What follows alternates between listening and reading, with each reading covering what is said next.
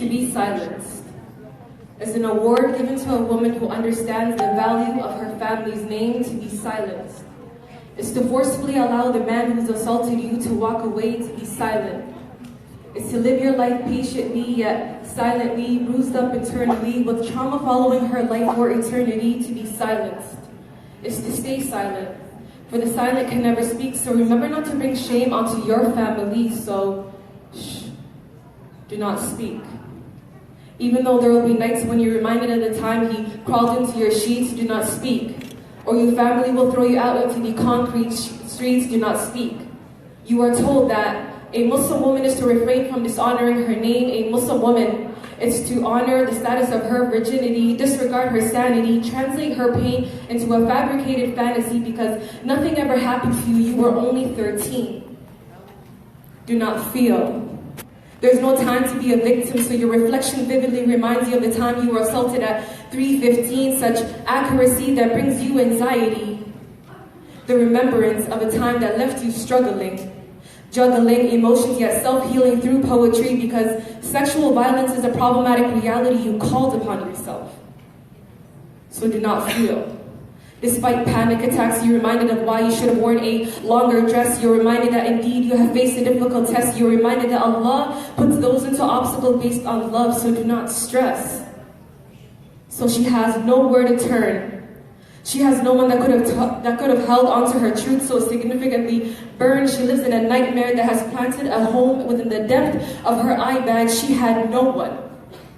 No one to fight off the demons that silence her into believing. Silence her by convincing, silence her by deceiving her mind that death would silence her horrific memories and that it works all the time. Now her family is wishing, painfully reminiscing, occupied with whys and maybes, but it's all too late because your family's name weighed more than your daughter complaining.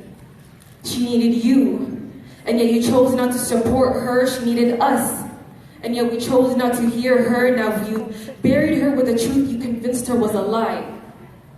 Now we've buried her with the same pain we convinced thousands of girls that they're the reason why sexual violence happens with no consequences all the time. So that was my piece. In all honesty, as a Muslim woman who is very passionate about helping another, sexual violence should be no stranger to all of us, because as an ummah, we have failed a lot of girls who don't feel comfortable to come up to anybody when something goes wrong, both men and women. As an ummah, we are responsible to speak up whenever anything goes wrong, and it's up to us as well to make sure that our backbones are being able to support those that are in need. I've been on social media right now for, let's say, 12 months, a year. And wallahi, before, you could say that stories such as rape and molestation or just sexual assault in general has been something that I never heard until I came onto this platform. For those of you guys who don't know, I do poetry against Islamophobia, against racism, against discrimination on Instagram specifically. But when you have people messaging you stories, talking about how they've been raped at 7, 8, 9 years old and they can't even walk into certain areas, masjids, family gatherings because they are traumatized, and yet they are told that you shouldn't be traumatized and that Allah subhanahu wa ta'ala will make it all okay, goes to show you how sickening and how hard, how sad it is that we're unable to be there to support them. Which is why I am so happy there is something like Nisa Helpline. And Jazakallah khairan for this time and this platform for me to speak up on what is truly the reality.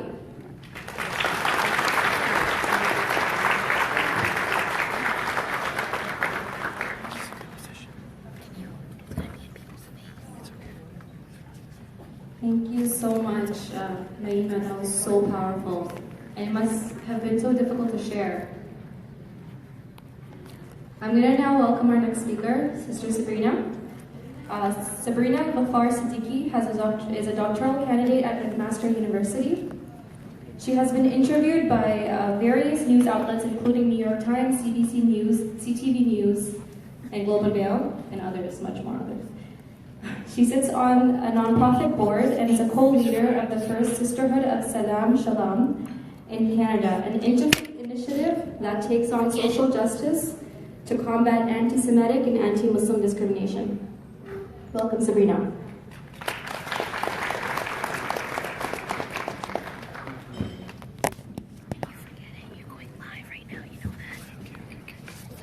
Assalamu alaikum, everybody.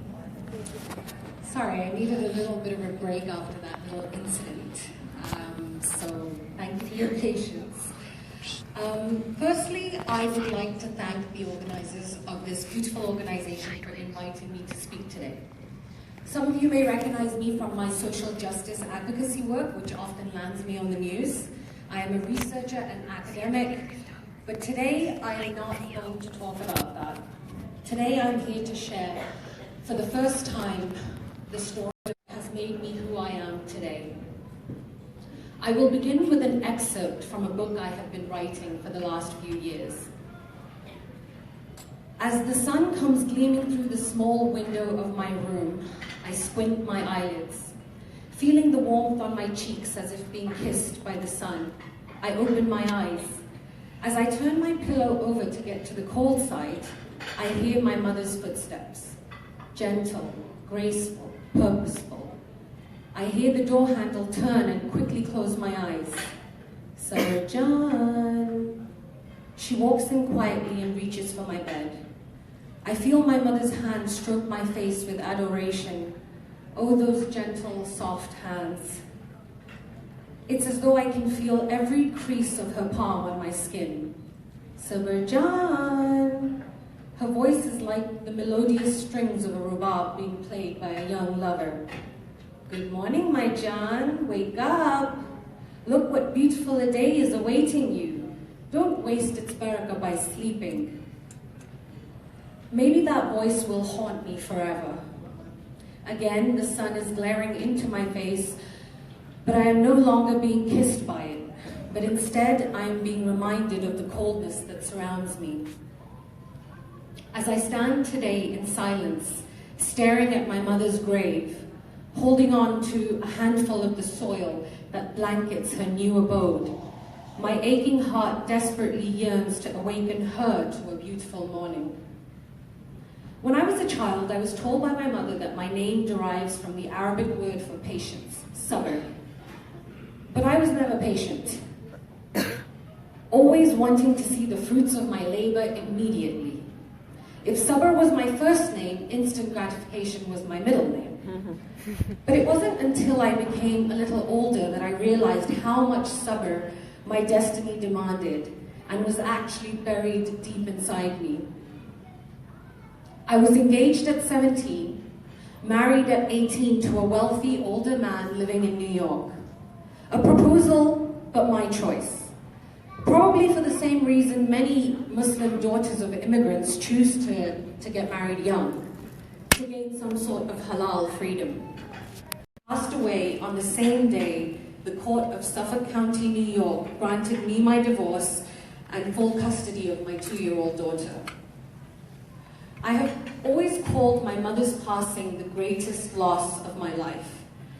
And I've also tried to articulate my love for my mother in many pieces of my writing.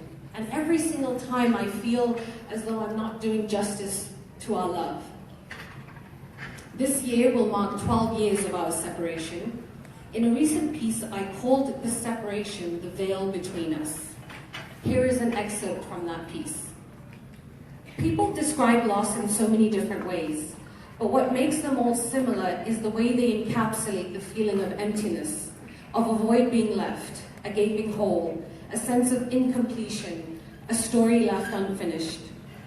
In the last 11 years, the one feeling that has remained constant is the large, gaping, dark hole in my heart. My mother's departure from this world felt like a window in my heart had been left wide open, but only to face a dark night, a dark, scary night, in which we could no longer find one another. And that darkness eventually became a veil between us, a permanent separation. Recently, as I have been enduring one of the many pains of pregnancy, I have been thinking about this new love to enter my life, the love between my unborn child and me. As this life blossoms inside of me, taking from me all that sustains them, whilst leaving me at times weak and drained, I am thinking of this unknown, unseen, unexplainable love that is developing. A love created from my pain, a life created from my life. I have been thinking about the enduring pains of pregnancy that give birth to the unconditional love of motherhood. I have been thinking about the intense love that I still feel for my mother that has somehow strengthened over time, despite her absence. Without me even realizing, our love has taken on a new form, one that cannot be seen or felt but exists nonetheless. The pain of our separation has given birth to the most enduring love I can lay claim to. A love that need not be requited, a love that continues to grow without sustenance, without light, a love that has somehow thrived in the very darkness that consumed it. How can one articulate the love between a mother and the child in her womb, who are separated by a veil? The love of the child for her mother is felt in a non-physical sense. It cannot be fulfilled by the human senses. Similarly, the child is sustained and nourished by her mother's love, but she cannot see her or touch her. Perhaps just like a full circle, my mother's and my love has ended up in that same place. A dark place in which, although veiled from one another, we can still feel each other, where I am somehow sustained and nourished by the very darkness that I have always feared. How can one articulate this type of love? Perhaps like an unfinished love story, ours is yet to be completed. Perhaps just like that between an unborn child and her mother, the veil between us will also be lifted. Perhaps just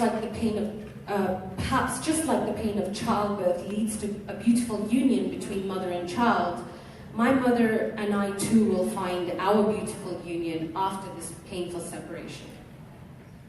I grew up in a big family with 4 brothers, Amir, me, Haris, and Wasik, all with a year between us, and Marriage born 5 years after Wasik. I was very close to them all, but I was closest to Haris.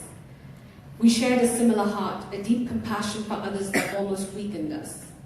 3 years ago, as I was on my way to catch a flight to New York, Marriage called me. I felt a knot in my stomach. I always do when I get calls from England. I picked up nervously. Sabrina? Assalamu alaikum. Where are you? Is Sahib with you? I'm fine. What happened? What's going on? Haris is dead. Almost 8 years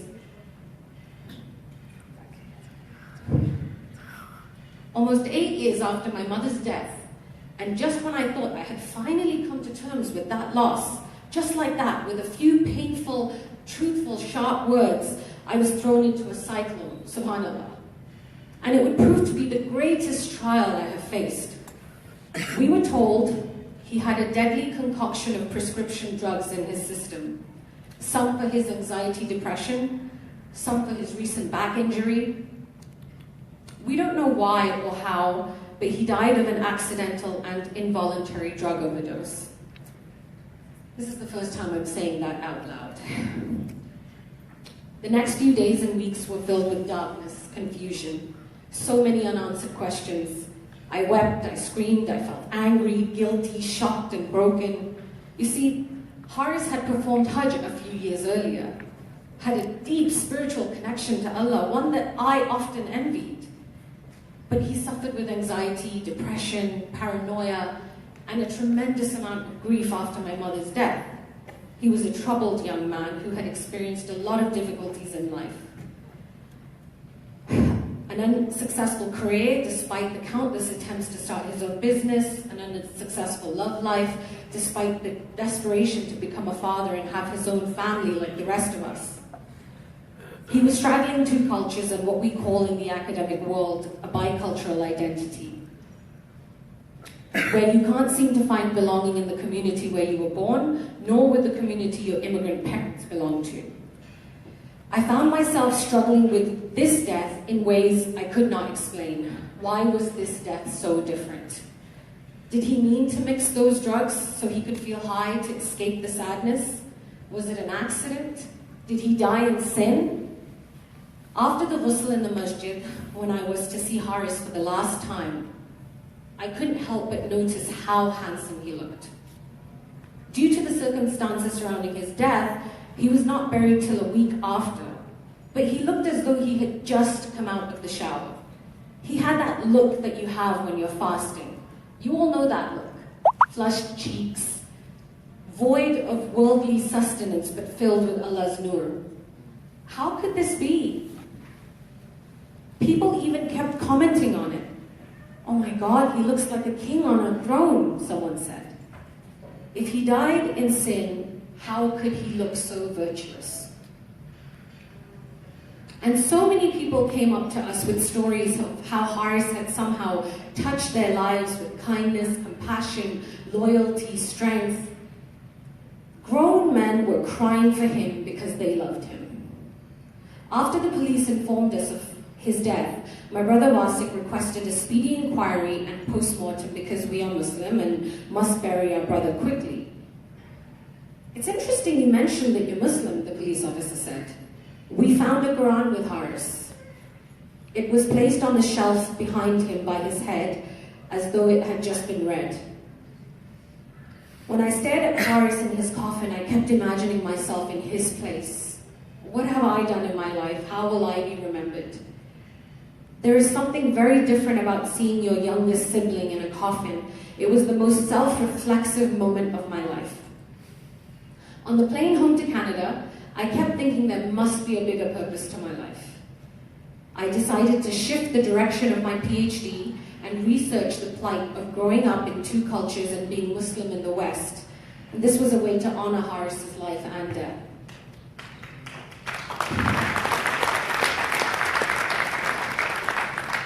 Alhamdulillah, it was like Allah had opened a door for me and invited me on this path of social justice advocacy. But deep inside, I was carrying a tremendous burden. Everything about this loss was different. The pain, the anguish. I found myself becoming more and more detached from dunya and drawn towards Allah, but almost in an unhealthy way. I stopped seeing friends or doing anything that made me happy, like I was punishing myself. Here is something I wrote a few months after Haris's death. Another night has passed, another dawn has come, and yet again I'm reminded of your absence. Like a ton of bricks that have fallen on my heart, I'm reminded that you're no longer here. I quickly console myself. We all must die. Inna lillahi wa inna ilayhi raji'un. This life is temporary, but it hurts. It aches so much. I think of our visit last year. I saw you after 6 years, Haris. You had aged, but you looked beautiful to me. So much calmer than before, withered by life, worn down by your struggles. I could see love in your eyes for me, and amidst the emptiness of your stare, I